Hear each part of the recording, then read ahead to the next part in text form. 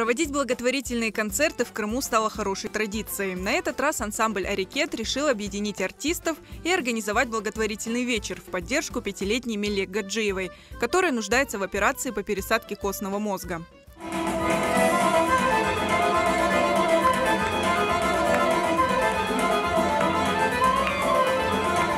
Зрителей ждала встреча с любимыми артистами крымско-татарской эстрады. Они исполнили полюбившиеся хиты и новые композиции.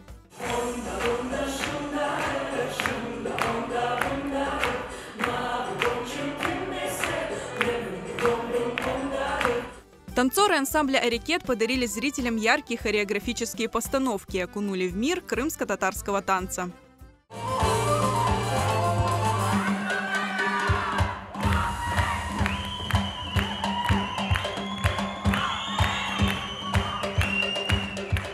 Очень положительные эмоции, чох сағылыңыз. Я очень рада, что есть такие благотворительные мероприятия, и пусть никто не болеет. Мы приехали из города Саки, это детский сад Ляле, мы все собрались, вот все сотрудники.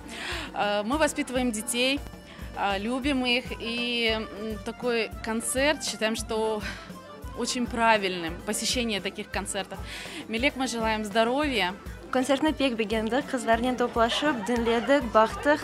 Бөлі ресімдер чоқча олмақ керек, мен білейім.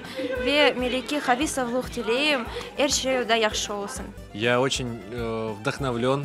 Мне безумно понравилось быть частью этого концерта, потому что я увидел огромное количество неравнодушных, добрых людей, которые пришли сегодня в этот ужасный снежный день, пробились, побывали на нашем концерте. Огромное всем спасибо. В ходе концерта неравнодушным удалось собрать 125 тысяч рублей. Эта сумма была передана родителям Мелек. У 5-летней Мелек Гаджиевой редкое генетическое заболевание крови. Болезнь постепенно разрушает организм ребенка. Дорогостоящая операция по пересадке костного мозга спасет жизнь девочки.